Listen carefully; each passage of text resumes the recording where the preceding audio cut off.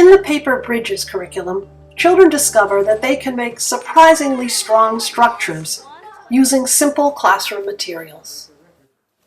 Using just photocopy paper and a very small amount of tape, the children are challenged to construct bridges that are as strong as possible and that can span an imaginary river.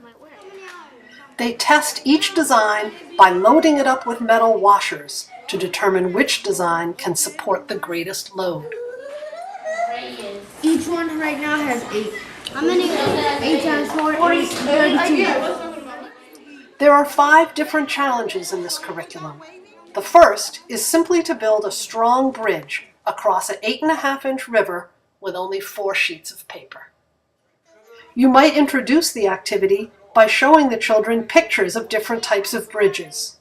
Or you might just let them make up their own design and try to build it with the materials they are given. The rule is that the bridges must rest on the riverbanks, but not be fixed or taped to them, and must not touch the water. This challenge is open-ended, and there is no correct design. The challenge is to find out what works best, how to make the strongest bridge with these particular limited materials. Some children will roll or fold the paper into beams from the start. Others make their paper into flat planks, which are actually not very strong in comparison to beams. Don't hurry the students toward the stronger form. Let them discover for themselves how shape can make such a difference to the strength of a material. In the second and third challenges, the children make new bridges from rolled paper beams and accordion folded beams, again using just 4 sheets of paper in each case.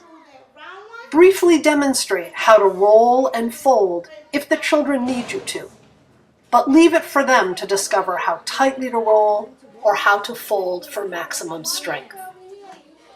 If the children easily construct strong bridges over the 8.5-inch river, challenge them to span an 11-inch river with just 6 sheets of paper and make it just as strong as the shorter bridge. With rolled tubes or accordion folds, decisions about how tightly and precisely to roll or fold the paper become critical to the strength of the bridges.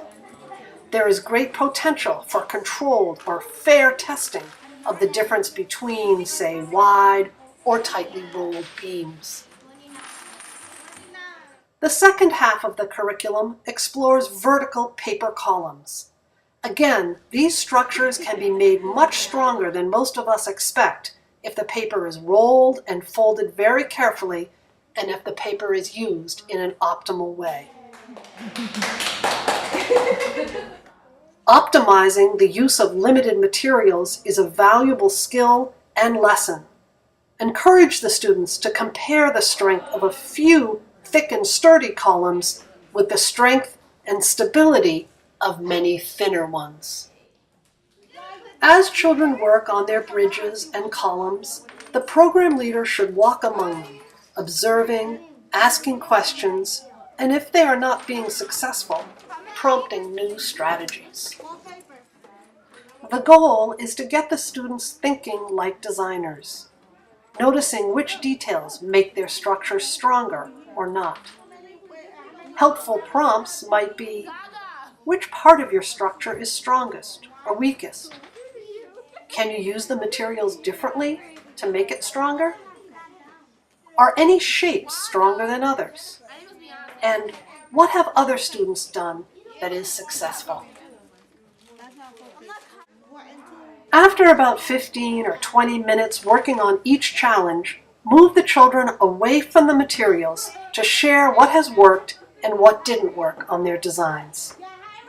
We encourage you to write this on a piece of chart paper so you can come back and review or revise the findings later.